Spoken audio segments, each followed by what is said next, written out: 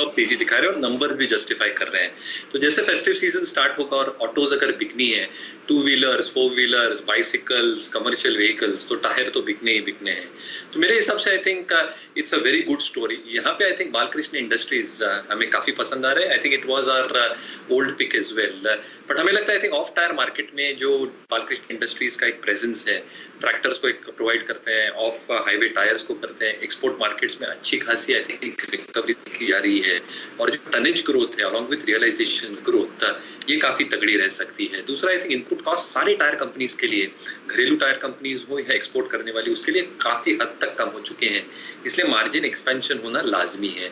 तीसरा I think जो imports की हम बात करते हैं, वहाँ जहाँ पे आई थिंक एक एंटी डंपिंग ड्यूटी लग चुकी है सिलेक्टिव सेट ऑफ टायर्स के ऊपर, replacement market will hold down very very well for all these tyre maker, और वहां पे रियलाइजेशन ग्रोथ और वॉल्यूम ग्रोथ काफी बढ़िया रहती है। तो यस, आई थिंक ये सेक्टर बहुत बढ़िया करेगा। यहाँ से टॉप पिक मेरी आई थिंक बालकृष्ण इंडस्ट्रीज रहेगी। चलिए, तो टायर सेक्टर की तो आपने बात कर दी, अपने दिल की बात भी बताइए, कहाँ पर नजर है आपकी, कौन सा स्टॉक रडार पर रखना चाहिए, और मार्केट पर भी वो बताइए। कल नीचे जाने के बाद बुल्स ने वापस से देखिए ऊपर से खींचा और आज भी लाल निशान के साथ खुल रहे हैं। क्या रिकवरी देखने को मिलेगी मार्केट में और कौन से स्टॉक्स लीड करेंगे? बिल्कुल, और मेरे ख्याल से हेमंत जी वॉलेटिलिटी जरूर रहेगी, बट आई थिंक जो भी आई थिंक एक गिरावट आती है या जो भी एक पुलबैक्स आता है, स्टॉक स्पेसिफिक एक्शन रख के बिल्कुल खरीदारी करनी चाहिए। तो मेटल्स, ऑटो एंसिलरीज हमने बात की है, रूरल स्टॉक, सीमेंट स्टॉक्स, ये बिल्कुल फोकस में रहने चाहिए। With in the rural theme हमें लगता है आई थिंक पीआई इंडस्ट्रीज पे खास फोकस रहना चाहिए। अगर ये स्टॉक पुलबैक्स पे मिलता है तो बहुत बढ़िया होगा, क्योंकि आई थिंक इसकी जो ऑर्डर बुक है सीएसएम की $1.5 मिलियन के आसपास है, which is very very huge considering the kind of work that it does. इन्होंने कैपिटल रेज किया था कुछ हफ्तों पहले, जो बैलेंस शीट को बहुत अच्छी तरह से एक स्ट्रेंथ देता है और एक्सपेंशन की एक गुंजाइश भी देता है। तीसरा, I think if you are probably looking at the export oriented business, और जो चाइना पे इनका इंपोर्ट का एक जो डिपेंडेंस है वो 7 से 8% है, इसलिए आई थिंक चाइना डिपेंडेंसी बिल्कुल नहीं है इनपुट कॉस्ट के हिसाब से, and that will help them protect their margins as well.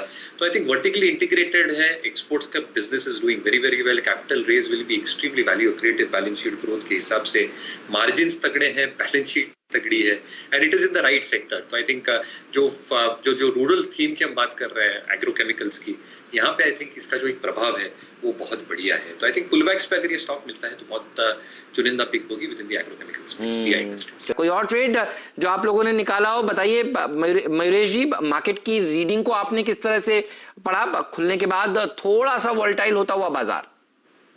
बिल्कुल हेमंत जी, और because of the volatility markets में जो एक वाइल्ड स्विंग्स हमें देखने मिल रहे हैं, आई थिंक वो बरकरार रहेंगे।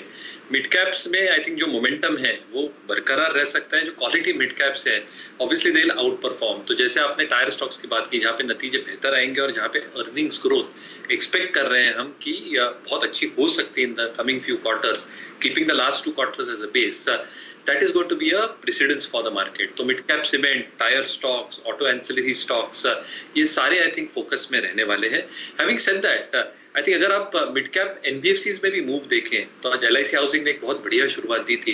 तो ये भी एक पॉकेट है जहाँ पे जो मैनेजमेंट कमेंट्री आई थी, specifically I think LIC housing ने जो कमेंट्री दी थी, एक लाजवाब कमेंट्री थी in terms of disbursement, in terms of coming back to pre covid levels.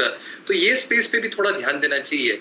Price action यहाँ पे अगर दिखता है तो stocks like LIC housing finance, Canfin homes, इस पे भी ध्यान दिया जा सकता है। मयूरेश जी से थोड़ी हेल्प लेते हैं। मयूरेश जी, कोई टेक्सटाइल कंपनी बताइए जिसको फायदा होगा इससे। नोटिफिकेशन जारी हो चुका है, कोई एक्सपोर्टर गारमेंट वाला। ये तो लक्ष्मण जी को तो पहले बधाई, और हेमंत जी आई थिंक गोकुलदास छोड़ के केपीआर मिल पे ध्यान देना चाहिए। इसका 45% टॉप लाइन एक्सपोर्ट से आती है, पूरी वर्टिकली इंटीग्रेटेड कंपनी है।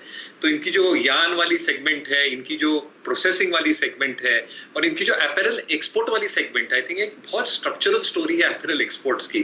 केपीआर का दूसरा कॉम्पिटिटिव एडवांटेज इसीलिए आता है क्योंकि इनकी जो लोअर पावर कॉस्ट, इनका एक प्लांट इथियोपिया में भी है, क्योंकि अमेरिका और यूरोप में जो एक्सपोर्ट्स होते हैं इथियोपिया से टैक्स कम लगते हैं, और बांग्लादेश और अगर हम कंपेयर करें इंडिया को तो KPR mill probably stands out because of its vertically integrated operations.